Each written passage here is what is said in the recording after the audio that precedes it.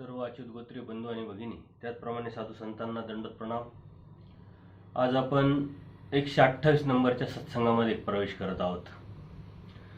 गेली अनेक सत्संगापासून आपण परमेश्वरांनी सांगितलेली तत्वप्रणाली, आचार व विचार, आपण ज्या अवस्थेत आहोत, नामधारक किंवा वासनिक अवस्थेत असताना त्या आचाराच्या अनुषंगाने आपण कोणता आचार करू शकतो, कोणता त्याग करू शकतो, कोणत्या दृष्टीने त्या आचाराच्या सूत्रांकडे बघायचं, याचं चिंतन करत आहोत. गेली अनेक सत्संगामध्ये आपण याचं चिंतन करत असताना अनेक सद्भक्तांनी सुंदर अशा प्रतिक्रिया व्यक्त केलेल्या आहे. कारण नामधारक वासनिक अवस्थेत असताना आपण धर्माच्या अनुषंगाने सांगितलेला परमेश्वराने जो त्याग आहे त्याचा किंवा आचाराचा कधी विचार केलेला नसतो. उलट आचार आणि त्यागाच्या संदर्भात आपल्या मनामध्ये एक न्यूनगंड, एक भीती निर्माण झालेली असते आणि त्या अनुषंगाने कधी विचार केलेला नसतो. एखाद्याने विचार केला तर तेवढं ज्ञान किंवा तेवढी विचाराची प्रगल्भता त्याच्याकडे नसल्यामुळं तो त्यात प्रगती करू शकत नाही. आणि म्हणून आपण गेल्या अनेक सत्संगापासून परमेश्वरांनी सांगितले जे तत्वज्ञान आहे, जीव, देवता, प्रपंच आणि परमेश्वर या अनादीचे 4 पदार्थाविषयी चिंतन केलं. परमेश्वरांनी सांगितलेले तत्व सिद्धांताच्या अनुषंगाने निर्णयात्मक जे तत्व आपल्या पूर्वजांनी आपल्याला सांगितलेले आहे त्याच्या वेगवेगळ्या विषयावरती चिंतन केलं. आणि गेली अनेक सत्संगापासून आपण धर्माच्या आचाराचा विषय घेऊन सूत्रपाठातील आचार प्रकरण याचं चिंतन करत आहोत. आचार प्रकरण आपण पूर्ण चिंतन केल्यानंतर आचार मालिका याचं चिंतन करत आहोत. परमेश्वरांनी सांगितलेले तत्वज्ञान प्रसंगानुरूप आपल्याला आपल्याला असताना धर्म सांभाळताना आपण काय करायला पाहिजे आणि काय नाही करायला पाहिजे याची जी स्पष्टता आपल्या तत्वज्ञानामध्ये जाणवते ती कुठेही आपल्याला जाणवणार नाही. काय करावं आणि काय नाही करावं, विधी आणि अविधीचं ज्ञान ज्या व्यक्तीला होतं तोच दैवराटीचा पुरुष, दैवराटीचा परमेश्वराचा भक्त आपण म्हणू शकतो, किंवा ती नैतिक जबाबदारी किंवा नैतिकता त्याच्यामध्ये येते. कारण उपदेश घेतो आपण, धार्मिकता करतोय, एक संस्कार आहे, एक भीती आहे, काहीतरी करायला पाहिजे म्हणून करणारा आहे. जीव स्वार्थी असल्यामुळं आदमती, आदगती, आदरती यामध्ये अडकलेला जीव काहीतरी स्वार्थाने, काहीतरी दृष्टपर ही भक्ती करत असताना जर त्यामध्ये ज्ञान त्याने मिळवलं नाही तर त्या भक्तीला कोणत्या प्रकारचा अर्थ राहत नाही. आणि म्हणून आपला धर्म हा ज्ञानियाचा धर्म मानला जातो. इथं कोणत्याही तत्वाला प्रमाण नाही असं एकही तत्व नाही आणि प्रमाणाशिवाय कोणताही आचार, विचार आणि तत्वप्रणाली आपल्या धर्मामध्ये सापडणार नाही. परमेश्वर स्वतः अवतार घेतात, जीवासाठी अवतार घेत असल्यामुळे जीवाचे जीव धर्म, देह धर्म स्वीकारून या जीवाला स्वतःची ओळख करून देतात आणि तत्व आणि सिद्धांत, आचार, विचार प्रणाली सांगतात. हे आपल्या धर्माचं खूप मोठं तत्व आहे आणि खूप मोठी जमेची बाजू आहे. इतर साहित्याचा इतर विचाराचा जर विचार आपण केला तर हे तत्व आपल्याला कुठेही दिसणार नाही. म्हणून परमेश्वराने सांगितलं हे ह्या तत्वामध्ये, या शास्त्रामध्ये, ह्या ज्ञानामध्ये सर्व ज्ञान तुम्हाला समाविष्ट झालेलं दिसेल. परंतु हे ज्ञान, हे जे तत्व, ही आचार प्रणाली आहे, ही कुठेही आपल्याला सापडणार नाही. आणि म्हणून आपण आपला अभ्यास करत असताना जर समजून उमजून जर घेतलं तर आपल्याला कुठलाही अभ्यास करण्याची गरज वाटत नाही किंवा कोणतंही वाचन करण्याची गरज वाटत नाही. यदा कदाचित तुम्ही या तत्वाचा, आपल्या धर्माचा अभ्यास केला, एक प्राथमिक ज्ञान म्हणून जरी आपण ते घेतलं तर इतर संप्रदाय किंवा इतर विचारधारेकडे जर आपण सहज माहिती म्हणून ज्यावेळेस अभ्यास करण्याचा प्रयत्न करतो किंवा वाचन करण्याचा प्रयत्न करतो ते आपल्याला अत्यंत छोटे छोटे विचार वाटतात, तत्वविचार वाटतात.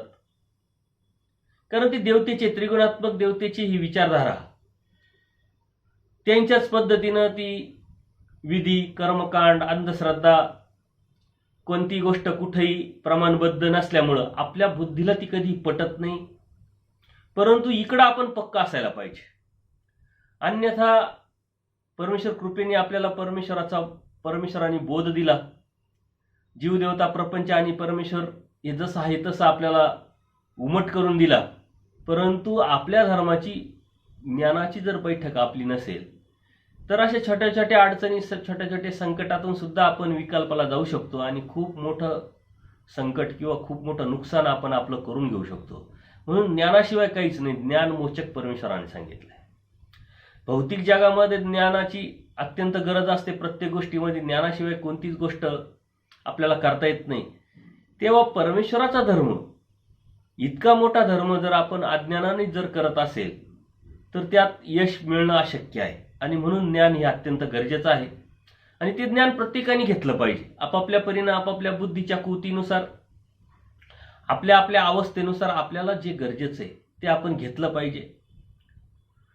नामधारक अवस्थेत असेल तर त्यापुरतं त्याचं, वासनिक अवस्थेत असताना त्याच्यापुरतं, दीक्षित अवस्थेत असताना त्या पद्धतीनं पुढे जाऊन आपोआपच ती चाल तयार होत असते. एकदा का मुलगा पहिलीत घातला तर तो आपोआपच दुसरीत जातो, तिसरीत जातो, त्याला अभ्यास करायची गोडी वाटते व आवड वाटते. त्याची जसजसा समज होईल, त्याला जसजसा तो मोठा होईल तसतसं त्याला आपोआप कळतं. तसं आपण या धर्माच्या ज्ञानाला, अभ्यासाला जेव्हा सुरुवात करतो तेव्हा आपोआपच त्या तत्वज्ञानाविषयी आपल्याला आवड निर्माण होते, एक ओढ, एक वेध निर्माण होतो.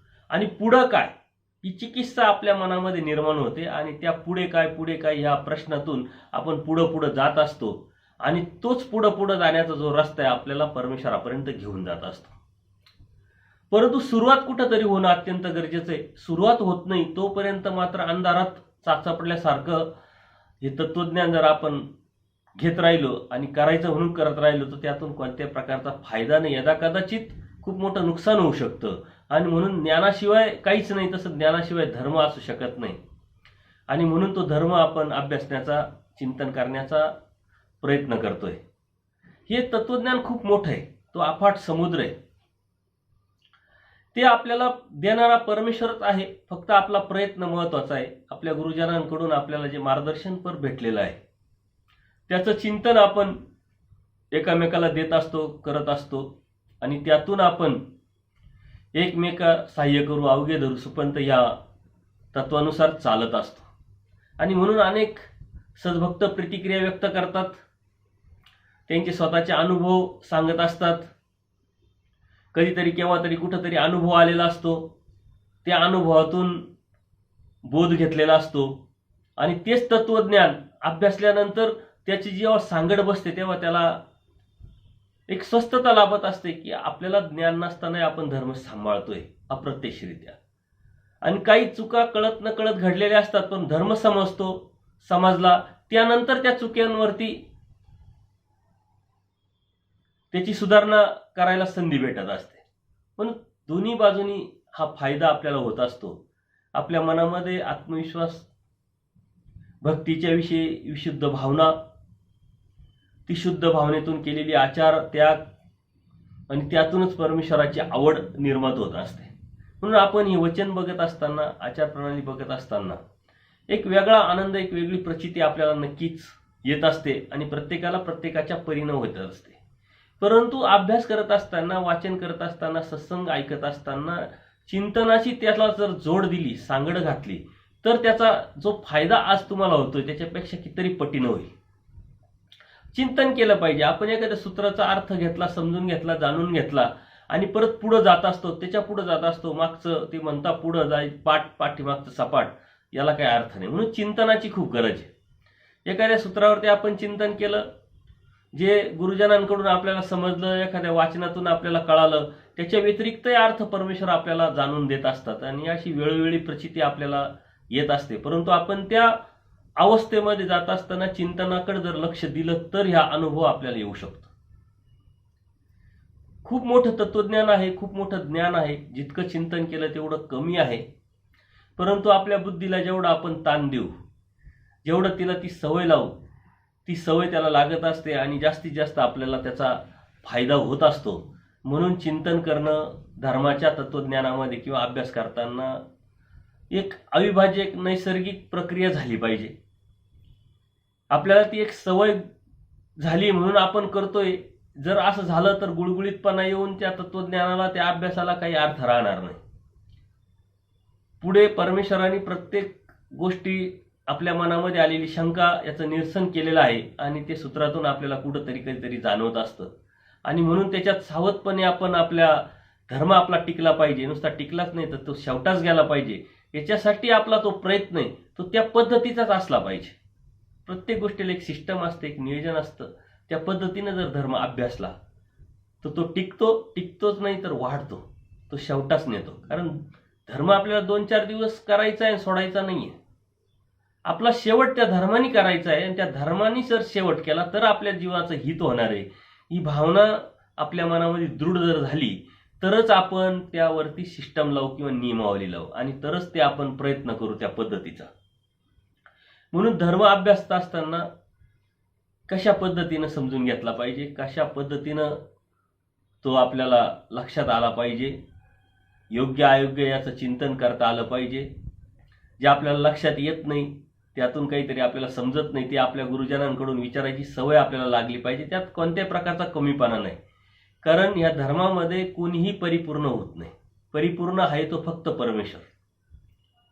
स्वतः परमेश्वराच्या श्रीमुखी आचार्यांना तत्वज्ञान कळालं, बोध झाला, त्या आचार्यांना घडवलं मडवलं. त्या आचार्यांना सुद्धा 12 संदेह शेवटपर्यंत होते आणि ते स्वतः स्पष्ट सांगायचे की ही मी काही देवाला विचारलं नाही.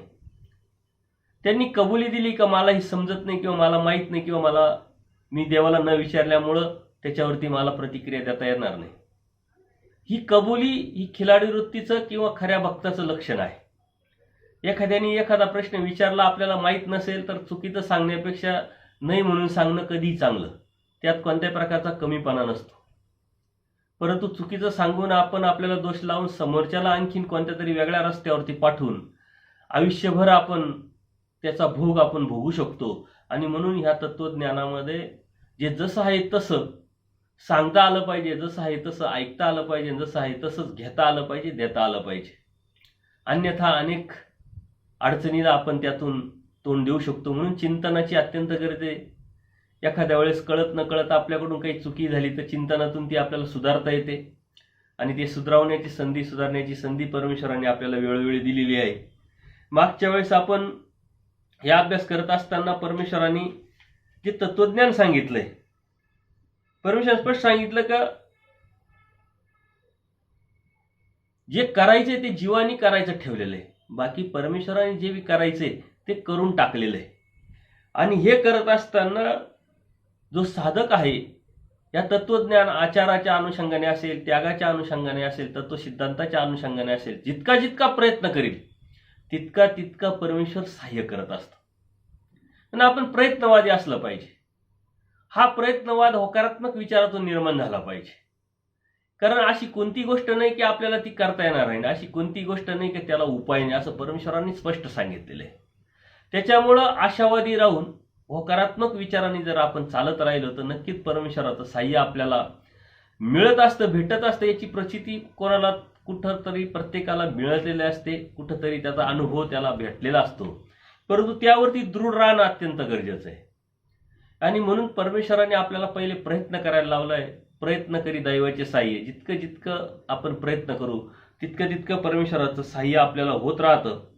आणि जर परमेश्वराचं साह्य झालं तर अयशाचा किंवा पराजयाचा किंवा अडचणीचा, दुःखाचा अडचणच येणार नाही. कारण परमेश्वराचं साह्य ते खूप मोठं सामर्थ्य, सर्व सामर्थ्याच्या पलीकडचं सामर्थ्य.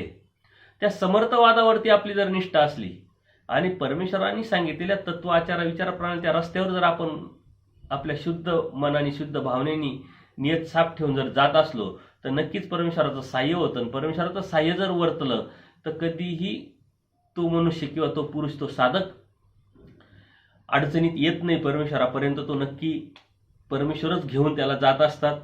आणि म्हणून आपण प्रयत्न करणं अत्यंत गरजेचं आहे. आतापर्यंत जे बी आपल्या जीवनामध्ये अडचणी निर्माण झाल्या, दुःख निर्माण झाले, अनंत जन्म, अनंत सृष्ट्या ज्या वाया गेल्या, त्या फक्त आणि फक्त आपल्या अप्रयत्नाने झालेले. हे मनात जर ठाम केलं तर आपण प्रयत्नावरती आपोआपच जाण्याचा प्रयत्न करू किंवा तिथं सतत आपलं प्रयत्नशीलता आपली राहील. आणि ती क्रियाशीलता जर आपली दाखवत राहिली आपण तर नक्कीच आपल्याला मार्ग सापडत राहतो. हे करत असताना परमेश्वर एक शास्त्र जाणूनी बोले एक नेणूनी बोले. पुढचं सूत्र एक जाणूनी बोलतो एक नेणून बोलतो. म्हणजे एकाला माहीत असतं एकाला माहीत नसतं. हे व्यक्ती तेवढ्या प्रवृत्ती असतात. दोघांना जरी माहीत असले याचे अर्थ वेगळे आपल्याला काढता येतील. एक असा आहे का त्यांनी तत्वज्ञान समजून घेतलेले, आपल्या गुरुजनांकडून काढून घेतलेले, त्याचं चिंतन केलेलं आहे आणि त्यावरती तो योग्य असं प्रमाण देऊन स्पष्टीकरण करू शकतो. पण एक असा व्यक्ती का त्यांनी काही काढलेलं नाहीये परंतु तो इकडूनच तिकडूनच घेऊन समोरच्याला रेटीत असतो. ते अत्यंत चुकीचं असतं. किंवा असा एक असतो का त्यांनी ज्ञान काढलेलं आहे परंतु तो समोरच्याला स्पष्टीकरण देऊन त्याला समजून सांगण्याला सुद्धा यशस्वी ठरतो. एखादा आहे का त्याला समजतं सर्व परंतु त्याला स्पष्टीकरण देता येत नाही किंवा त्याला समजावता येत नाही. एक जाणून बोलतो एक नेणून बोलतो. अशा पद्धतीचं हे तत्वज्ञान आहे. आपण कोणत्या अवस्थेत आहोत, आपल्याला किती माहिती आहे आणि त्या माहितीतून आपण समोरच्याला सांगण्याचा किती प्रयत्न करतो किंवा समोरच्याला आपला धर्म तत्वज्ञान सांगण्याला किती यशस्वी ठरतो. ओढून ताडून करण्यापेक्षा परमेश्वरांनी सांगितलेलं तत्वज्ञान ज्या पद्धतीनं आपल्याला परमेश्वरांनी जाणवलेलं आहे त्या पद्धतीनं आपण सांगणं अत्यंत गरजेचं आहे. आणि त्याच्यासाठी आपल्याला खूप मोठं डोकं लावायची गरज नाही. तर पूजनीय माईम भटांची देवाची जेव्हा भेट आपण ती लीळा समोर जर आणली तर नक्कीच परमेश्वर कशी सुरुवात करतात माईम भटांशी बोलताना आणि बोलत असताना कसं त्यांना समजावतात. एक स्टेप बाय स्टेप त्यांना ती चिकित्सा ती आवड निर्माण होते. त्यांचा अहंकार कमी कमी होत जातो, तो अहंकार गळतो आणि बरोबर परमेश्वरापर्यंत स्वतःपर्यंत त्यांना घेऊन येतात. त्याच अगदी पद्धतीनं जेव्हा दुसऱ्याशी आपण बोलतो, हे अन्य देवतेचे भक्त असतात, कोणी जीवभक्ती करतंय, कोणी भूतभक्ती करतंय, कोणी देवतेची भक्ती करतंय, यांच्याशी वाद न घालता त्या पद्धतीनं आपण त्यांना समजावलं पाहिजे. यदा कदाचित याच्या व्यतिरिक्त अन्य लोकांचं झालं परंतु कधी कधी आपण आपल्यातच चर्चा करतो. कोणाचा काही भ्रम असतो, कोणाचं काही चिंतन असतं, त्याच्यामुळे सुद्धा वाद होण्याची शक्यता असते. आणि याच्यासाठी हत्तीचा दृष्टांत जर आपण समोर घेतला तर परमेश्वरांनी पूजनीय माईम भटांना हत्तीचा दृष्टांत सांगण्याचा उद्देश वेगळा आहे.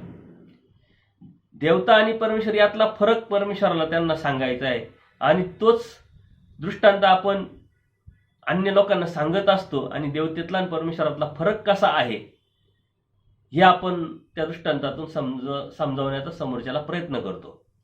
परंतु इथलाच म्हणजे येथीचा जो दैवराटीचा आहे तोच एखादा व्यक्ती जर घेतला, बोलणारी बी व्यक्ती दैवराटीची, ऐकणारी व्यक्ती दैवराटीची आहे, तर आपल्याला एखादं असं तत्व समजलेलं नाहीये पण आपण तिथं पोचलेलो नाहीये म्हणून आपल्याला माहित नाही. समोरचं तिथपर्यंत पोचलेलं आहे म्हणून माहिती आहे. म्हणून आपल्या ज्ञानात कसा भर पडेल याचा विचार करून आपण या गोष्टीने पाहायला पाहिजे. आणि जो म्हणतो की मला काहीच येत नाही, मला काही समजत नाही किंवा मला काही कळत नाही, तोच शिकू शकतो. मला खूप काही येतं, मला सर्वच अभ्यास केलेला आहे, मी सर्वच मला कळतं समजतं असं म्हटलं का त्याच्या डोक्यात ते काहीच उतरू शकत नाही समोरच्याने किती दिलं तरी. कारण ती भावना महत्वाची. तुमची घेण्याची भावना तिथून सुरुवात होते, तुमची घेण्याची नियत तिथून सुरुवात होते.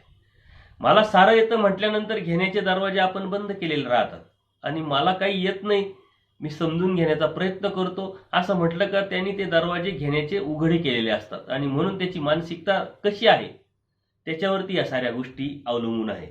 आणि म्हणून परमेश्वरांनी ही जी गोष्ट सांगितलेली आहे, जे सूत्र सांगितलंय, वचन सांगितलेलं आहे, एक शास्त्र जाणूनही बोलतो एक नेणूनही बोलतो. परमेश्वराचं जे शास्त्र आहे, जे ब्रह्मविद्या शास्त्र आहे, हे निश्चयात्मक आहे. याला येवा पर्याय नाही, जर तर नाही, असं असेल तसं नसेल, यदा कदाचित असू शकतं, याला इथं कोणत्या प्रकारचा थारा नाही. म्हणून जो जाणून बोलतो ना तो निश्चयात्मक बोलतो, प्रमाणबद्ध बोलतो. काही असं नाही असं आहे आणि त्याचं प्रमाण असं आहे, हे वचन असेल, हे दृष्टांत असेल, ही लीळा असेल. परंतु जो अजाणता बोलतो तो जर तरच्या गोष्टी करतो. आणि म्हणून निश्चयात्मक तत्वज्ञान आपण जर समजून घेतलं तर तेच तत्वज्ञान आपल्याला परमेश्वरापर्यंत घेऊन जाणार आहे. कोणाला तरी त्याच्याविषयी प्रश्न निर्माण झाला असेल, प्रश्नचिन्ह निर्माण झाला असेल, शंका निर्माण होत असेल आणि म्हणून तो अंदाज बांधत असेल. अंदाज बांधतात काही सिद्धांतामध्ये काही लोक, जर तर असं होऊ शकतं तसं होऊ शकतं. त्याला परमेश्वराच्या तत्वज्ञानामध्ये कोणत्या प्रकारचा थारा नाही किंवा जागा नाही, हे आपण लक्षात घेतलं पाहिजे. कारण परमेश्वराने जे सांगितले ते अत्यंत स्पष्ट, ठोकून आणि सरळ सरळ सांगितलेलं आहे, कोणत्याही प्रकारचा आडपडदा न सांगता. त्यामुळे येव्हा पर्याय नाही, हे परमेश्वराचं सूत्रच आहे, त्याच्यामध्ये कोणत्याही प्रकारचा पर्याय नाही, जर तर नाही आहे. आणि म्हणून जाणण्यानं बोलणारा आणि अजाणता बोलणारा याच्यामध्ये फरक आपल्याला जाणवतो. आणि म्हणून आपण कोणाकडून ऐकायचं हे बी आपण लक्षात घेतलं पाहिजे. जे द्विधा मनस्थितीत असतात ते शास्त्र कशा पद्धतीनं समजावून सांगू शकतात, आणि जे स्पष्ट सांगतात ते शास्त्र कशा पद्धतीने सांगू शकतात. आपल्याला कोणतं समजेल, कोणतं लक्षात येईल याचा विचार करून आपण त्या गोष्टी पुढं पुढं जाण्याचा किंवा घेण्याचा प्रयत्न केला पाहिजे. कारण परमेश्वराने सांगितलेले जे तत्व आहे हे जीवाच्या हितासाठी आहे. जीवासाठी जरी असलं तर परमेश्वराने ते सांगितलेलं आहे, त्याच्यामुळे तिथं मनात शंका येण्याचं काहीच कारण नाही. पण जरी येत असेल तर याचा अर्थ परमेश्वराच्या समर्थवादावरची जी आपली निष्ठा आहे ती कमकुवत आहे, किंवा परमेश्वर आपल्याला जेवढा समजायला पाहिजे, जेवढा उमटायला पाहिजे, जेवढा बोधात्मक आपल्याला कळायला पाहिजे तो आपल्याला कळालेला नाही. आणि असे अनेक सद्भक्त आपल्याला चर्चा करताना दिसत असतात, भेटत असतात. आणि त्यामुळे अंधश्रद्धा असेल, विकल्पजनित क्रिया असेल, याचा आपल्या धर्मामध्ये खूप पेव फुटलेलं दिसतं. अशीच एक व्यक्ती आहे, त्या व्यक्तीच्या चर्चा करताना निमित्ताने उपदेशी झालेले असल्यामुळं सतत संपर्क. परंतु माझ्या लक्षात आलं कधीतरी कोणत्या तरी आपल्याच दैवराटीच्या व्यक्तीकडून त्यांनी काही ताईत बनवले, काही गंडेदोरे बनवले, आणि त्यांना जेव्हा मी समजावायला गेलो तर त्यांनी जी विषय व्यवस्था केली त्या विषय व्यवस्था ऐकून मला सुद्धा आश्चर्य वाटलं. कारण ते म्हटले काहीतरी जर झालं तर त्याच्यावर उपाय तर करावा लागेल. धर्म वेगळा आहे, तत्व वेगळे, आचार विचार प्रणाली वेगळी आहे, ते आपण तर करतच असतो म्हणे. पण जसं आपल्याला डोकं दुखायला लागलं आपण डॉक्टरकडे जातो, गोळी घेतो, तो विकल्प थोडी. म्हणून आमच्या जीवनामध्ये जर अडचणी आल्या म्हणून आपण नेहमी त्याच्यावरती उपाय केलेला आहे, त्याला तुम्ही विकल्प म्हणतात, आम्ही विकल्प समजत नाही, आम्ही उपाय समजतो. तर त्याला सांगायचं कसं, समजावायचं कसं, असा विषय निर्माण होतो. कारण परमेश्वराच्या समर्थवादावरती जर आपण संशय घेऊन जर त्याच्यासाठी ते समर्थ नाही असं म्हणून दुसऱ्या सामर्थ्याला आपण जर आधार घेतला तर तो विकल्प आहे, तो एक व्यभिचार आहे. आणि त्या विकल्पामुळे हा जीव, बोधरूपी जो जीव आहे त्याला बोध निघून जातो, ही सृष्टी शून्य होते, आणि हा विकल्प नामधारक, वासनिक, भिक्षुक सर्वांना लागू पडतो. तो खूप मोठा गुन्हा, खूप मोठा प्रमाद आपल्या धर्मामध्ये समजला जातो, तो परमेश्वराने स्पष्ट सांगितलेला आहे. म्हणून ही जी गोष्ट ही आपण समजून घेतली पाहिजे कशा पद्धतीनं. कारण धर्म भेटणं खूप सोपं नाहीये, अवघडातली अवघड गोष्ट आहे धर्म समजणं, धर्म कळणं, धर्म घेणं. आणि धर्मात आल्यानंतर परत धर्म टिकवणं त्याच्यात सर्वात मोठी अवघडातली अवघड प्रक्रिया. आणि ती टिकवत असताना अशा गोष्टी कितीतरी आपल्या समोर येतील, परंतु त्याच्यासाठी शास्त्र आपण अभ्यासलं पाहिजे. कोणत्या तरी दृष्टांतातून, लीळेतून, वचनातून परमेश्वराने ते आपल्याला कुठंतरी समजवलेलं असतं. परंतु पूर्ण अंगाने जर शास्त्र आपण घेतलेलं नसेल तर अशा छोट्या छोट्या गोष्टीतून आपण धर्मावरून जाण्याची शक्यता असते. आणि म्हणून शास्त्राचा अभ्यास हा धर्मासाठी, धर्म टिकवण्यासाठी अत्यंत गरजेचा आहे. अन्यथा ज्याचा अभ्यास नाही तो धर्मात दीर्घकाळ टिकू शकत नाही, परमेश्वर प्राप्तीपर्यंत जाऊ शकत नाही. आणि असे अनेक सृष्ट्या आपल्या वाया गेलेल्या आहे फक्त आणि फक्त अशाच कारणामुळं. म्हणून आता त्याला पर्याय नाही, म्हणून आपण तो अभ्यास, चिंतन केलं पाहिजे आणि त्यातून पुढे सरकलं पाहिजे. त्याच्या पुढे तेच सूत्र आलेलं आहे की परमेश्वर शास्त्री येव्हा नाही, पर्याय नाही, अभावी भावरूप फळ नाही, अकरणी प्रत्यय नाही. परमेश्वराच्या शास्त्रामध्ये कोणत्याही प्रकारचा संदेह नाही, म्हणजे संशय नाही, जर तर नाही. किंवा जी क्रिया आपण करतो त्या प्रत्येक केली क्रिया वाया न व्हायची. कोणतीही क्रिया करा त्याला काही ना काही फळ भेटणार, ती वाया जात नाही. कोणत्याच क्रियेला वाया जात नसल्यामुळं परमेश्वराने स्पष्ट सांगितलंय. परंतु विधी आचरताना एखादा विधी जरी राहिला तरी त्याच्यामुळं खूप मोठं दुःख, खूप मोठा दोष आपल्याला मिळत नाही. कारण परमेश्वर दयाळू, मायाळू, कृपाळू आहे. ही विधी भावातीत अनुष्ठान परमेश्वराने सांगितलंय. हे त्रिगुणात्मक देवतेची भक्ती करत असताना छोटी जरी चुकी झाली तर त्या चुकीचा फटका ती देवता त्या जीवाला नक्की देत असते. 99 यज्ञ करून सुद्धा पांडवांचे जे वडील आहे पंडुपुत्र पंडुराजा, त्यांना एक यज्ञ न करता आल्यामुळं म्हणून पायरीमध्ये घातलं, ती फक्त देवताच करू शकते. तसं परमेश्वराचं नाहीये. थोडंफार कमी जरी झालं म्हणून धर्म सांभाळत असताना आपल्याला काय करायचं आहे ते करण्यापेक्षा, ते समजून घेण्यापेक्षा काय करायचं नाही जर समजून घेतलं तर धर्म सांभाळणं खूप सोपं होऊन जाईल. अविधीचं ज्ञान आपण समजून घेतलं काय करायचं नाही आपल्याला, आणि ते आपण नपाळते ह्या सत्संगामध्ये बऱ्यापैकी त्याचं चिंतन केलेलं आहे. आणि अशी कितीतरी वचनं आहे परमेश्वराने आपल्याला ते न करण्यासाठी स्पष्ट सांगितलेले आहे. ते जर आपण समजून घेतलं तर आपल्याला या गोष्टी लगेच लक्षात येतील. म्हणून परमेश्वराने जे सांगितले की या परमेश्वराच्या शास्त्राला, ब्रह्मविद्या शास्त्राला कोणत्या प्रकारचा पर्याय नाही की बाबा यात सोडून आपण दुसरं काहीतरी करावं. श्रेष्ठ याच्या व्यतिरिक्त काही नाहीच आहे, त्याच्या पलीकडे काही नाहीच आहे, त्याच्यामुळे करण्याला काही विषयच नाही राहत. आणि जरी करत असेल तर तो विकल्प ते खालच्या देवतेचं का ज्याचं सामर्थ्य याच्यापेक्षा खाली आहे. कधी जीव हा ना फतोट्याचा विचार करतो, फायद्याचा विचार करतो. जर नुकसानीचा विचार कधीच कोणी करत नाही. पण धर्मामध्ये नुकसानी करणारे भरपूर जीव आहे की ज्यांना ज्ञान नाही, शास्त्र नाही, माहीत नाही, मार्गदर्शन घेण्याची इच्छा नाही. त्याच्यामुळं नुकसान करून घेणारे जे प्रमादी जीव आहे ते नुकसान, धर्मात येऊन सुद्धा विकल्पजनित क्रिया करणारे, अंधश्रद्धा जोपासणारे, कर्मकांडात अडकलेले, हे नुकसानकारक जीव आहे. ते स्वतःचं नुकसान करून घ्या. जसं आपल्या स्वतःच्याच पायावरती आपण कुडाळ टाकून घेतो अशा पद्धतीचं ती गोष्ट आहे. आणि म्हणून परमेश्वराने स्पष्ट सांगितलंय की इथं येवा पर्याय नाही, तुम्ही जे बी कराल ते वाया जाणार नाही. पण समजून उमजून करून जर केलं तर नक्कीच त्याचा फायदा होईल. आणि हे फायदा परमेश्वर आपल्याला दयाळू माळू कृपाळूपणाने सतत करत राहतात, करून देत असतात. या गोष्टीचा आपण विचार केला पाहिजे. परमेश्वर परायणाच्या संबंधी सुख, श्रेय, ज्ञान हे तिन्ही होती. म्हणजे परमेश्वराच्या प्रार्थनेने, परमेश्वराच्या भक्तीने सुख, श्रेय आणि ज्ञान हे तिन्ही पण होतात. आणि हे सर्व काही परमेश्वराच्या ठिकाणी आहे. परमेश्वराच्या संयोगाने सुख समाधान लाभत असतं, योग्यता होत असते आणि यथार्थ ज्ञान पण प्राप्त होत असतं.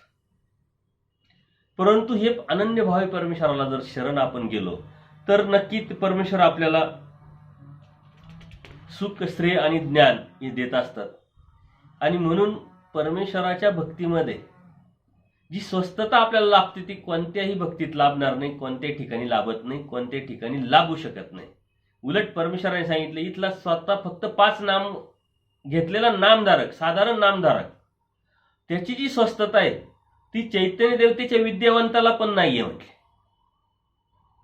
म्हणजे चैतन्य देवतेची विद्यावंत आणि हा साधा नामधारक याला कोणत्याही प्रकारचं ज्ञान नाही, त्यांनी त्याग केलेला नाही, आचार विचाराचा तो विचार करत नाही, अभ्यास करत नाही. परंतु त्याच्यामध्ये जी स्वस्थता आहे ती त्या चैतन्य देवतेच्या विद्यावंताला पण नाही असं परमेश्वर सांगतात. याचा अर्थ आपली जी किंमत आहे किंवा आपण कोण आहोत याचा सहज विचार करा, याचं सहज चिंतन करा. परंतु त्या अनन्य भावे परमेश्वराच्या समर्थवादावरती निष्ठा ठेवून आपण त्या परमेश्वराला जर शरण गेलो, त्या परमेश्वराची त्या पद्धतीनं जर भक्ती करायला लागलो तर नक्कीच आपल्याला याचा अनुभव, याची प्रचिती आपल्याला लाभत असते. आणि म्हणून ती इथं दैवराटीचा एखादा जीव आहे, त्याच्या पूर्वकर्मानुसार त्याच्यामध्ये अडीअडचणी येतात, संकट येतात, परंतु त्याची तीव्रता तेवढी नाही आहे. त्याला जर थोड्याशा गोष्टीची जर जाणीव असेल तर किती संकट येवो, किती अडीअडचणी येवो, तो त्याचा असा विचार करतो की पूर्वकर्माची आपली जोड आहे, त्याच्यामुळे आपल्याला ते भोगणंच आहे, आपणच मिळवलंय, ते आपल्यालाच करणं आहे. त्याच्यामुळे त्याच्याकडे तो दुर्लक्ष करतो, त्याची तीव्रता आपोआपच कमी होते आणि त्या ठिकाणी परमेश्वराचं साह्य होऊन आपोआपच त्याच्यातून तो मार्ग काढत असतो. म्हणजे सुख त्याला भेटत असतं. यथार्थ ज्ञान, जीव, देवता, प्रपंच आणि परमेश्वर जसं आहे तसं ज्ञान या जीवाला भेटत असतं. ती निष्ठा असली, ते लागले पण असलं, ती आवड निर्माण झाली तर आपोआपच परमेश्वर त्याचा शास्त्राचा उमट आपल्याला देत असतात. परत योग्यता सुद्धा आपली प्राप्त होत असते. आपल्या क्रिया आपण करत स्मरण, चिंतन, शास्त्र अभ्यास, ती आपोआप योग्यता आपली वाढत राहते. म्हणजे श्रेय च्या अनुषंगाने ते सुद्धा आपल्याला प्राप्त होत असतं आणि हे फक्त परमेश्वराच्या भक्तीमध्येच होत असतं. म्हणून आपण याचा विचार केला पाहिजे की आपण कोण आहोत, आपण होतो कुठं, आलो कुठं, काय करायला पाहिजे, त्यातून मिळणार काय, याचं सतत चिंतन जर आपण करत राहिलो तर नक्कीच परमेश्वर आपल्याला त्याचा उमट देत असतात. आणि त्याच्या पुढचं सूत्र त्याच अनुषंगाने आहे, अक्षरदाता जीव बोधदाता परमेश्वर. अक्षरांचा दाता जीव असतो. आपण अभ्यास करतोय अक्षरांच्या माध्यमातून, कोणीतरी आपल्याला साधू संत सांगतात अक्षराच्या माध्यमातून, ती गोष्टीची ओळख करून देतात, जाणीव करून देतात, समजावतात. परंतु त्याचा जो बोध आहे, त्याची जो उमट आहे, ते फक्त आणि फक्त परमेश्वरच देत असतात. पूजनीय माईम भट एकदा देवाला सहज विचारतात की जो बोध जी आहे हा जीवाकडून जीवाला भेटतो का आणि कोणत्या जीवाकडून भेटतो. मग परमेश्वर स्पष्ट सांगतात की जीवाकडून जीवाला काहीच होत नाही. जीव अक्षरदाता जीव, बोधदाता परमेश्वर. बोध देण्याचं काम हे फक्त परमेश्वराचं आहे. काही अधिकरण असतात, साधू संत असतात, गुरुजन असतात, कोणी असेल ज्याच्याकडून आपल्याला समजतंय. आणि परमेश्वर कोणाला निमित्त करतील हे आपल्याला सांगता येत नाही. कोणालाही, सर्वसामान्य व्यक्तीला सुद्धा निमित्त करून त्याचा उमट आपल्याला परमेश्वर, त्याचा बोध आपल्याला परमेश्वर देऊ शकतात. त्याच्यामुळे ह्या संदर्भात आपल्या मनामध्ये एक ग्रह निर्माण झालेला आहे, तो सुद्धा आपण काढून टाकला पाहिजे. परमेश्वर कोणाला निमित्त करतील ही अधिकार परमेश्वराचा आहे. विशिष्ट भिक्षुक, विशिष्ट साधू संत, विशिष्टच मंत किंवा विशिष्टच असं काही नाही. इथं विशिष्टतेला कोणत्या प्रकारचा अर्थ नाही किंवा थारा नाही. सर्वसाधारण नामधारकाकडून सुद्धा एखाद्या जीवाला, एखाद्या साधू संताला सुद्धा एखाद्या शब्दाचा अर्थ उमटून परमेश्वर देऊ शकतात. आणि याचे कितीतरी लीळा चरित्रामध्ये आपल्याला दाखले प्रमाण लीळा देता येतील. पूजनीय आचार्यांना माईम भट काहीतरी समजत होते, त्यांना दंडोत पण घालत नव्हते. त्यांना असं वाटतं असेच आहे काहीतरी, यांना काय शास्त्र येणार आणि यांना काय समजतं. परंतु परमेश्वराच्या कृपेने त्यांची चर्चा घडून आणली. त्यावेळेस माईम भटांचा जो अहंकार आहे तो पूर्णपणे गळून गेला आणि आचार्यांवरती बुद्धी त्यांची आली. तेव्हा त्यांना ते मानायला लागले, आचार्य समजायला लागले. त्याचप्रमाणे गोविंदप्रभू बाबांच्या सन्निधानात एक अन्य साधू येतात. त्यांच्याशी बोलायला गोविंदप्रभू बाबांच्या कृपेने माईम भटांना बोलायला लावतात. ते सुद्धा तिथं हरतात आणि परमेश्वर कोण, नित्यमुक्त वस्तू काय, हे पूजनीय माईम भटांच्या माध्यमातून त्यांना ते परमेश्वरच सांगतात. म्हणजे आपण जे बोलतोय, आता मी बोलतोय, तुम्ही बोलत असाल, कोणीतरी तुमच्याशी बोलत असाल, हे सर्व काही परमेश्वराची शक्ती आहे. जीवाचं असं स्वतःचं काही नाही. जीव फक्त प्रयत्न करू शकतो, समजून घेऊ शकतो, परंतु उमट, त्याचा बोध, ते लक्षात येण्याचा विषय, हे सर्व काही आपल्यावरती आहे आणि तो प्रॅक्टिसचा भाग आहे. आपण शाळेमध्ये जातो, आपले शिक्षक आपल्याला शिकवतात, गणित शिकवतात, इंग्लिश शिकवतात, अकाउंट, हे ते सर्व विषय शिकवतात, तर ते आपल्याला सांगतात. परंतु त्यातलं जे समजणं ते आपल्यावरती असतं, आपल्या प्रयत्नावरती असतं. तसं आपण शास्त्राला किती प्रयत्न करतोय समजून घेण्याचा, जाणून घेण्याचा, आपला हट्ट किती, त्याच्यावरती परमेश्वराचं देणं ठरतं. म्हणून बोधदाता परमेश्वर आहे.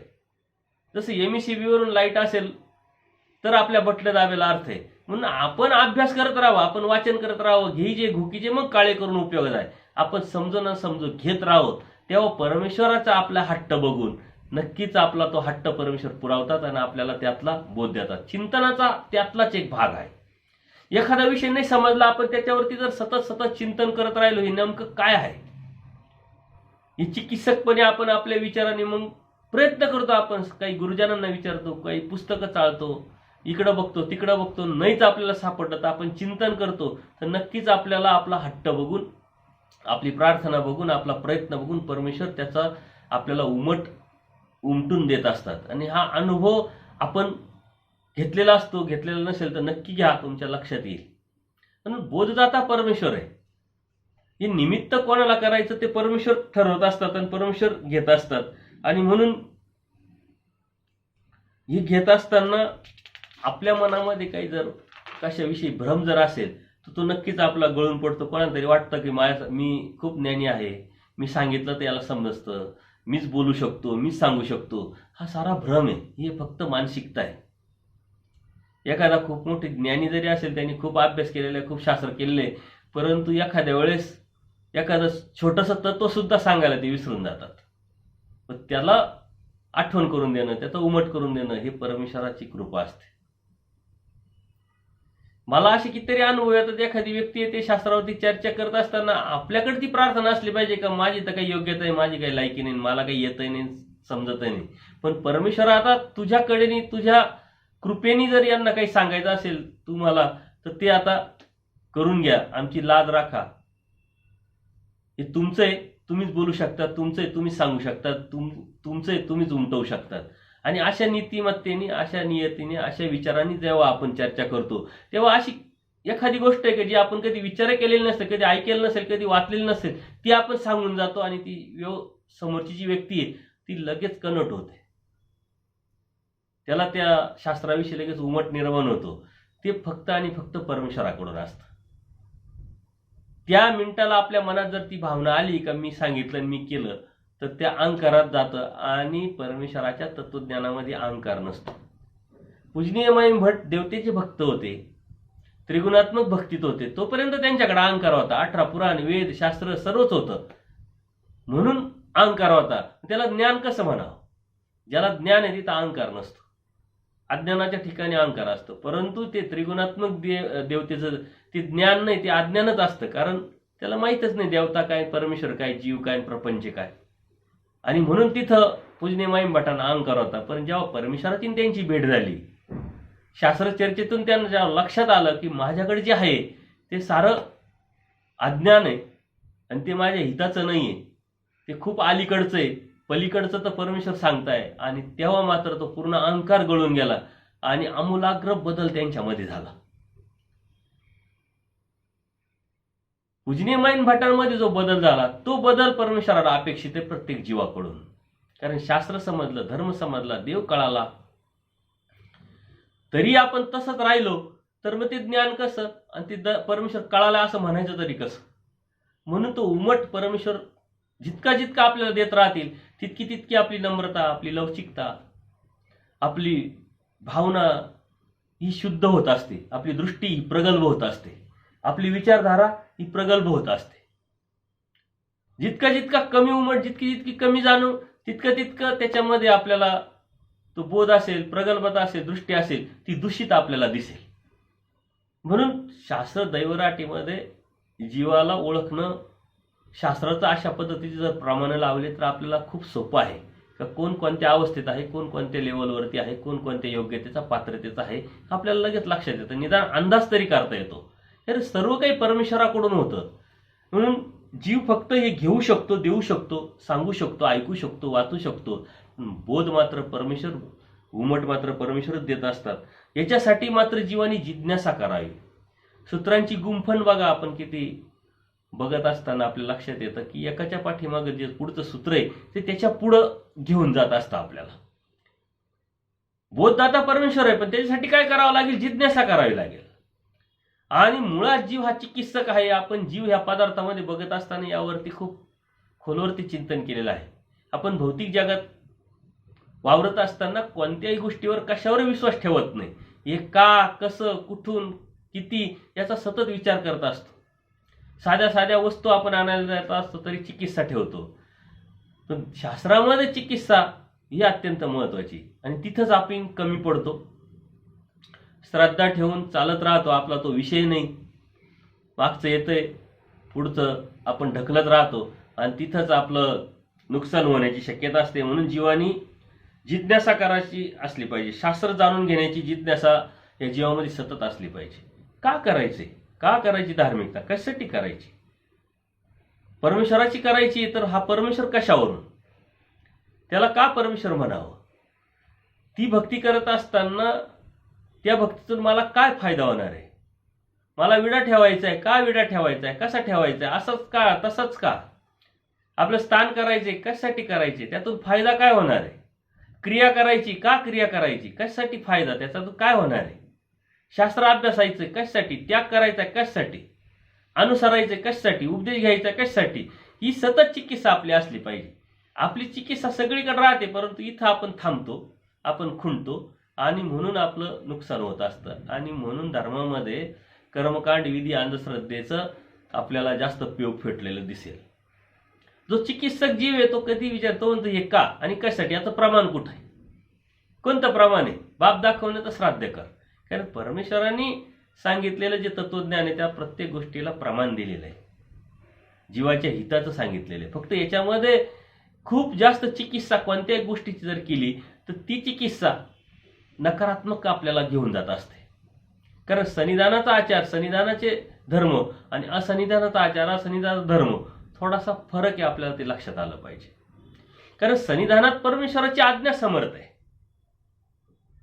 तिथं परमेश्वरांनी जे सांगितलंय ते आपल्यासाठी, त्या जीवासाठी महत्वाचं आहे. असन्निधानी परमेश्वरांनी सांगितलेले तत्वज्ञान याचा आपण योग्य पद्धतीने व्यवहार्य बुद्धीनं एक तौलनिक किंवा एक बॅलन्स पाहून आपण तो विचार करायचा राहतो, त्याचे प्रमाण आपण शोधायचे राहतात. कारण अशा कितीतरी गोष्टी आहे त्या सन्निधानात परमेश्वराने त्या जीवाला करायला लावल्या आणि त्या असन्निधानात विकल्प म्हणून किंवा अंधश्रद्धा म्हणून, एक कर्मकांड म्हणून किंवा देवतेचा म्हणून ते आपल्याला आपण घोषित केलेले किंवा ते आपण ते घेतलेले. मग जर आपण असा विचार करायला लागलो तर देवाने तिथं करायला लावलं, मग इकडं का नाही? कारण परमेश्वराचा सन्निधानाचा जो धर्म आहे ते अनंत आहे, तो मोठा आहे, तिथं परमेश्वराची आज्ञा समर्थ आहे. नाथवाला सांगितलं की साप दिसलाय पकडा, मग इथं आता आपण काय करायचं? तर त्याच्यासाठी तो सन्निधानाचा तो आचार, सन्निधानाची ती समर्थवाद, सन्निधानाची ती आज्ञा ती त्यांच्यासाठी योग्य आहे. पण याच्यामध्ये आपल्याला तो बॅलन्स सांभाळता आला पाहिजे, ती एक व्यावहारिक बुद्धी, एक कुशलता आपल्याला लक्षात आली पाहिजे. जिज्ञासा करावी, कुठं करावी, कशी करावी आणि किती करावी आणि कोणाकडे करावी हे बी अत्यंत महत्वाचं आहे. वेळ काळ परिस्थिती पाहून आपण त्या जिज्ञासा आपल्याला समजून घेण्याचा उद्देश ठेवून आपण केली पाहिजे. त्याच्या पाठीमागचा भाव आपल्याकडून चुकीचं होऊ नये, आपल्याकडून अविधी घडू नये हा असला पाहिजे. अन्यथा कोणती गोष्ट घ्या, त्या गोष्टीचा जर जास्तीत जास्त आपण विचार करायला लागलो का ती आपोआपच आपल्याला ती नकारात्मकतेकडे नेत असते. आणि म्हणून चिकित्सा करणं वेगळं आणि खूप विचार करणं वेगळं. चिकित्सेमध्ये एक माहिती समजून घेण्याचा उद्देश असतो आणि जास्त विचारामध्ये चिंता असते, ते उलट अज्ञान असतं. म्हणून शास्त्राविषयी जीवाने जिज्ञासा करायला पाहिजे आणि त्या जिज्ञासेने आचार्य योग्यता, विचारे दृढता ह्या जीवामध्ये निर्माण होत असते. कारण ती जिज्ञासा केली, आपल्याला समजून घेतला आपण धर्म, तो धर्म काय त्या पद्धतीने जर आपण लक्षात घेतला तर आपोआपच त्याच्या पद्धतीने आपण त्याग करू, आचार करायला सुरुवात करू. योग्यता अयोग्यता आपल्याला कळेल, योग्य अयोग्य आपल्याला समजेल, चांगलं वाईट आपल्याला समजेल आणि आपण त्या पद्धतीने आचार करायला लागलो तर आपल्या त्या आचाराच्या अनुषंगाने आपोआपच विचारधारा आपली दृढ होते, पक्की होते. आणि ती दृढता, ती पक्केपणा, तो विचाराचा आपल्याला परमेश्वराच्या या भक्तीमध्ये पुढं पुढं घेऊन जात असतो. आणि म्हणून आपण या गोष्टी समजून घेतल्या पाहिजे की आचार्य योग्यता, विचारे दृढता परमेश्वराने सांगितलेले हे आपण बाह्य अंगाने समाजामध्ये, धर्मामध्ये बघत असतो. एखाद्या व्यक्तीला खूप तत्वज्ञान माहीत असतं, शास्त्र बोलत असतो, सांगत असतो, परंतु त्याच्या विचारामध्ये जी दृढता असायला पाहिजे, तो पक्केपणा असायला पाहिजे, ती आपल्याला दिसत नाही. छोट्या छोट्या गोष्टीवरून तो डिस्टर्ब झालेला दिसेल, छोट्या छोट्या गोष्टीवरून तो कमकुवत झालेला दिसेल, जरतरच्या गोष्टी करताना दिसेल. शास्त्र एकीकडे खूप आहे आणि मग ही भावना का आली तर आचाराचा अभाव, त्यागाचा अभाव. जितकं होईल, जितकं करता येईल ती करण्याचा वासना ठेवली, तो भाव ठेवला, तो विचार ठेवला आणि त्या पद्धतीने जर प्रयत्न केला तर आपोआपच ती विचाराचा पक्केपणा आपल्यामध्ये निर्माण झालेला दिसेल.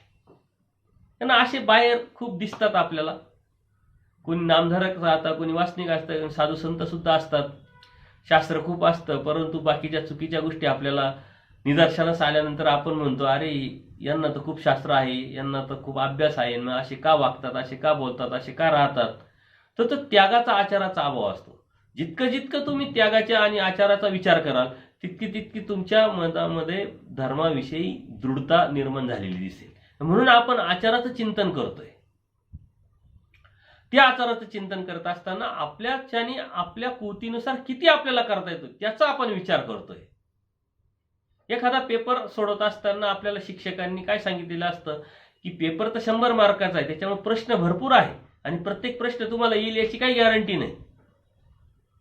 मग सर्वात अगोदर वेळ दवडण्यापेक्षा तुम्हाला जे सोपं उत्तर वाटतं, ज्याच्याविषयी कन्फर्म तुम्हाला त्याचं उत्तर माहिती ते लिहून घ्या आणि मग उरलेल्या वेळात जे येणार नाहीये, जे येत नाहीये त्याचा विचार करा, त्याचं चिंतन करा आणि मग लिहिण्याचा प्रयत्न करा.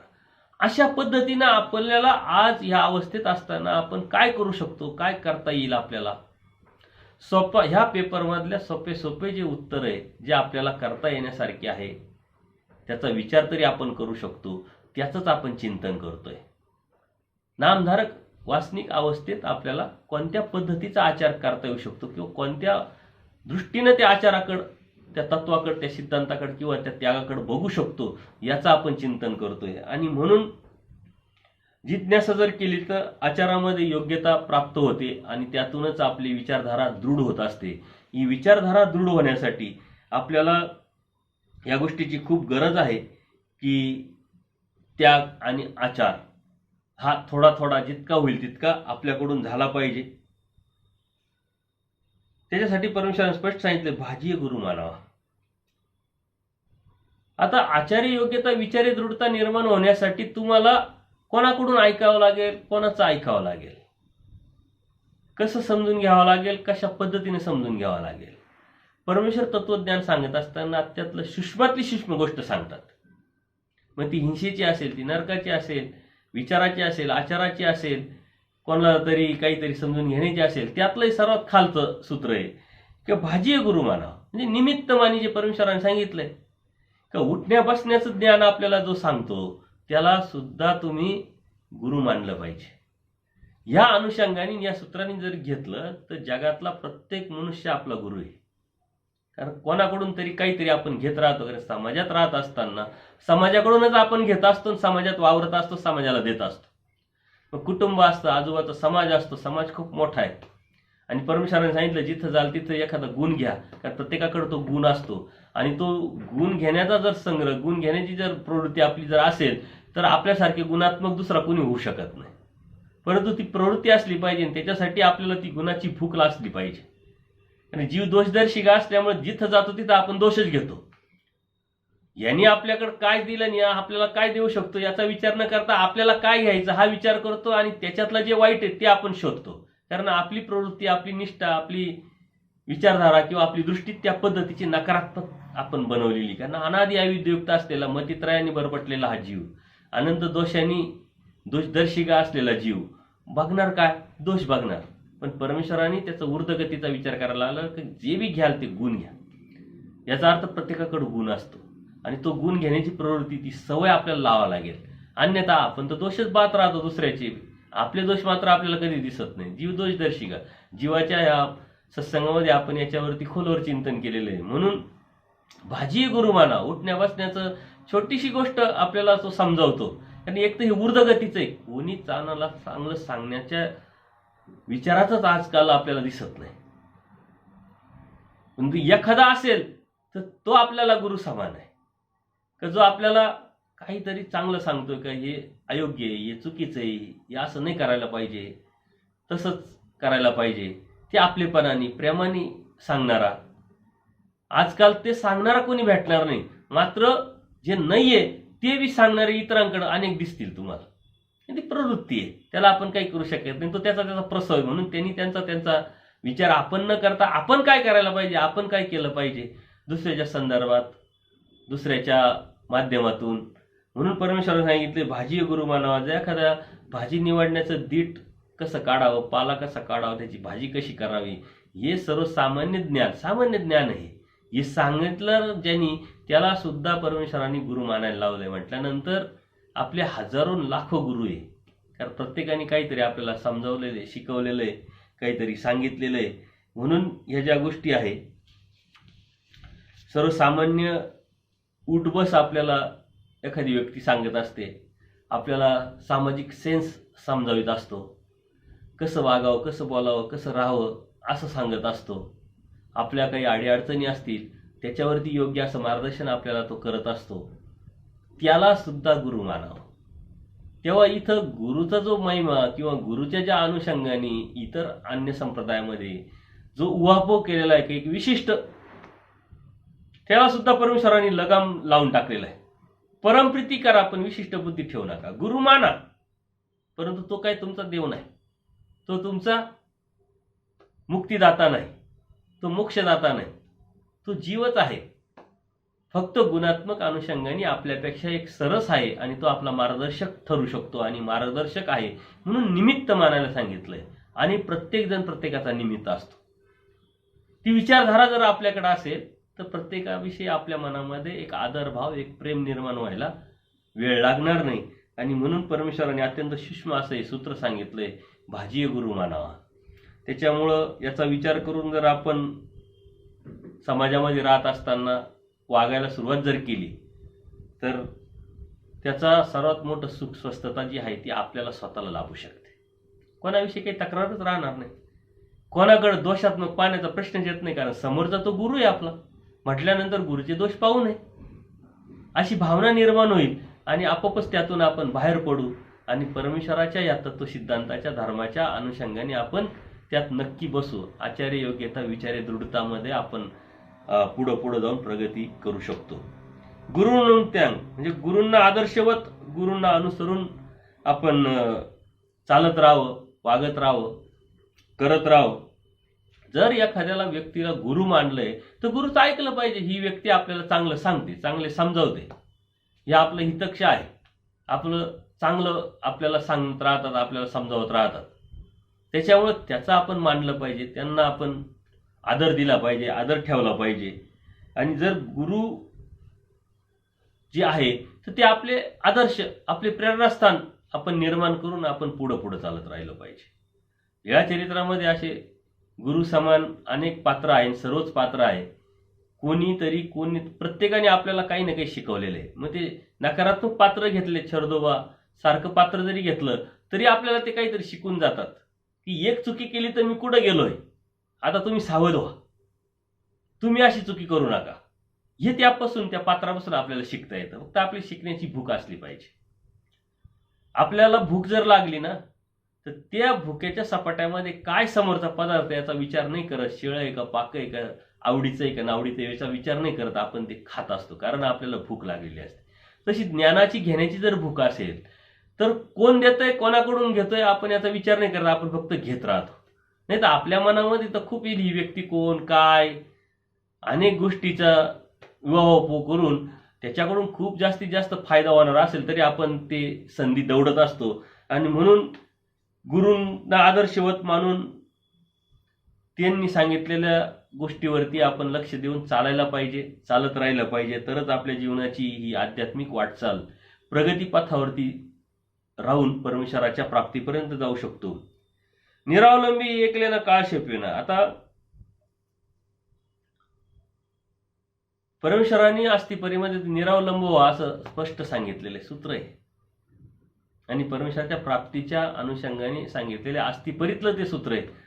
त्याच्यामुळं किती मोठं आहे त्याचं वेटेज हे आपण समजू शकतो. पण ह्या सूत्रामध्ये परमेश्वराने निरावलंबी एकलेना काळ शेपविना म्हणजे नित्यविधी राहत असताना एखादा साधक एकटा राहतो, परंतु काळ जर त्याला शपथ नसेल म्हणजे जात नसेल, त्या विधीमध्ये तो राहू शकत नसेल, जोपर्यंत राहू शकतो तोपर्यंत राहावं, अन्यथा परत निमित्त विधीमध्ये यावं. त्यांना हा जीव हा समाजप्रिय प्राणी आहे आणि त्या अवस्थेला जायला जीवाला बराच वेळ लागतो आणि त्या अवस्थेला जायला परमेश्वराने सांगितलं आणि ती अवस्था येते. पण तो अनुभव, ती अनुभूती प्रत्येकाचा एक विषय वेगळा असतो, साधकाचा विषय वेगळा असतो. एक नैसर्गिक अवस्थेत तो गेल्यानंतर त्याला कोणीच लागत नाही, फक्त देव माझा मी देवाचा. आपलं स्मरण चिंतन करा, लिळा आठवत राहा, वाचन करा, लिखाण करा, त्याला कोणीच आवडत नाही. तो एकटा राहण्याची इच्छा व्यक्त करतो, एकटा राहण्याच्या अवस्थेत जाण्याचा प्रयत्न करतो. तो विरळ नांदे, तो विरळ आहे म्हणजे, पण त्या अवस्थेत जोपर्यंत जात नाही त्याला तोपर्यंत अनुभव येत नाही. पण परमेश्वराने सांगितलंय, निरावलंब राहायला सांगितलंय, एकटं राहायला सांगितलंय. नित्यविधी राहत असताना परमेश्वराच्या प्राप्तीच्या अनुषंगाने परंतु जर तुम्हाला राहवत नसेल आणि तिथं जर तुमच्या त्रस निर्माण होत असेल तर परत तुम्ही निमित्तविधी यायला पाहिजे किंवा आलं पाहिजे. आता हे साधकाच्या अनुषंगाने अनुसरलेल्या पुरुषासाठी सांगितलंय, परंतु आपण सुद्धा या अवस्थेत असताना विनाकारण आपल्याला समाज आवडतो, गप्पा मारायला आवडतात, गर्दी आवडते, याचा अर्थ आपण सात्विकतेकडे झुकलेलो नाही किंवा ती वाटचाल आपली योग्य नाही असा आपण विचार केला पाहिजे. आपल्याला एकटा स्मरण करायला आवडतं का? एकटा शास्त्र अभ्यासाला आवडतं का? एकांतात मस्तपैकी सत्संग ऐकायला आवडतं का? एकटंच जाऊन स्थानाच्या ठिकाणी 5 गाठ्या करायला आवडतं का? काय आवडतं आपल्याला? का नुसतीच गर्दी गर्दी गर्दी? तर ह्या आवडीवरती आपल्या अवस्था आपल्याला लक्षात येत असते, त्याचं चिंतन आपल्याला करता येतं. आणि म्हणून ती आवड निर्माण होण्यासाठी परमेश्वरांनी सांगितलेलं काय आहे तत्व, सिद्धांत, आचार, विचार प्रणाली, त्याग प्रणाली, ते आपण घेण्याचा प्रयत्न केला पाहिजे. आणि जरी लगेच जाता येत नसेल तर त्याचा प्रयत्न आपण केला पाहिजे, करत राहिलो पाहिजे. आणि होतच नसेल तर आपण मग नाहीतरी समाजप्रिय प्राणी असल्यामुळे आपण समाजात राहतो. साधं स्थान करायला सुद्धा आपण एकटं जात नाही, 4 लोक आपल्याला बरोबर पाहिजे राहतात. सत्संग ऐकायला 4 लोक, वाचन करायला 4 लोक, स्मरण करायला सुद्धा आजूबाजूचे लोक आपल्याला पाहिजे राहतात. एकटा आपण काही नाही, डोळे बंद जर करून स्मरण करता करता एखादी अर्धी गाठी होत नाही तर सारखे डोळे उघडतो, परत इकडं तिकडं पाहतो, डोळे उघडतो, इकडं तिकडं पाहतो, याचा अर्थ आपण स्थिर राहू शकत नाही. पण ती सवय जर आपण लावली तर नक्कीच आपल्याला ती लागू शकते. म्हणून परमेश्वराने स्पष्ट सांगितलं, एखादा साधक जो आहे नित्यविधी राहत असताना एकट्याचा काळ जर त्याला शेपवत नसेल किंवा जात नसेल, त्रस निर्माण होत असेल, तर त्यांनी निमित्तविधीमध्ये यायला पाहिजे. हे सूत्र जरी आपल्याला नसेल तरी आपण त्या पद्धतीने त्या विचाराने आपण प्रयत्न केला पाहिजे का आपल्याला नेमकं काय आवडतं आणि काय नाही आवडत. देवतेशी निरोध होई ऐसे सेवा न कीजे, परमेश्वराला त्रास होईल अशी सेवा परमेश्वराची केली नाही पाहिजे. आता हा सेवेच्या अनुषंगाने परमेश्वराच्या सन्निधानातला विषय आहे. कारण गोविंदप्रभू बाबांच्या ठिकाणी जेव्हा काही भक्त परमेश्वरांनी सेवेसाठी पाठवले किंवा त्यांनी इच्छा व्यक्त केली, तेव्हा परमेश्वरांनी तिथं स्पष्ट सांगितलं. कारण शेंदुर्णी येथे एके दिवशी श्री गोविंदप्रभू बाबांचा महिमा निरूपित होते आणि हे निरूपित ऐकताना परश नायक नावाचे जे भक्त होते व जानोपाध्याय यांनी श्री प्रभू दर्शनात जाण्याची इच्छा व्यक्त केली का? कारण तिथं त्यांनी स्वतः प्रत्यक्ष परमेश्वराच्या श्रीमुखातून गोविंदप्रभू बाबांचा महिमा ऐकताय, निरूपण चालू आहे, ती भावना आपोआप निर्माण होते आणि त्यांनी ती इच्छा व्यक्त केली. इच्छा व्यक्त केल्यानंतर स्वामींनी सुद्धा त्यांना जाण्याची परवानगी दिली. पण तिथे गेल्यावर कसं वागावं, कसं राहावं, काय करावं, काय नाही करावं, गोविंदप्रभू बाबांना त्रास होणार नाही याची काळजी कशी घ्यावी हे त्यांनी सांगितलं. आणि त्या अनुषंगाने सांगितलं की परमेश्वराला त्रास होईल अशी कोणत्या प्रकारची सेवा तुम्ही करू नका. त्याच पद्धतीनं दुसरा प्रसंग सुद्धा आहे गोविंदप्रभू बाबांच्या संदर्भात. स्वयंपाक बनवण्यासाठी जाळण्यास लागणाऱ्या गौऱ्या आणण्याचे काम नाथोबावरती सोपवले होते. तर ते स्वामींच्या सन्निधानातला व्यापार सेवा नाथोबांना दिलेली होती. आणि मग जर आपण निरूपणाच्याच वेळेस परमेश्वराच्या अवसराच्या वेळेस जर आपण ही क्रिया करायला गेलो किंवा हा व्यापार करायला गेलो तर आपला अवसर चुकेल, आपलं निरूपण चुकेल. म्हणून ते पहाटे लवकर उठायचे आणि गौऱ्या गोळा करायला जायचे. एकदा गौऱ्या गोळा करत असताना त्यांनी त्या गौऱ्यांमध्ये एक सापच पकडून आणला आणि थोडं उजाडल्यानंतर ते साप लक्षात आल्यानंतर ते थोडे घाबरले, पाठीमाग गेले. आणि मग परमेश्वराने सांगितलं की तुम्ही असं निष्काळजीपणे अशी सेवा करणं चुकीचं आहे. काळजीपूर्वक परमेश्वराच्या ठिकाणची ही जी सेवा आहे ती दास्य ही केली पाहिजे आणि वेळावेळ सवेळ पाळली पाहिजे. म्हणे उगीच निष्काळजीपणाने फुकट देहाचा नाश होऊ शकतो. आणि म्हणून परमेश्वराची सेवा करत असताना या गोष्टीचा आपण विचार केला पाहिजे. आणि अशा अनेक चुकीच्या गोष्टी आपल्याकडून होतात. स्थान करायला जातो आपण, रात्रभर प्रवास करतो आणि उद्यात काही प्रॉब्लेम झाला तर मग आम्ही तर देव करायला चाललो होतो, धर्म करायला चाललो होतो, मग आम्हाला का साही झालं नाही.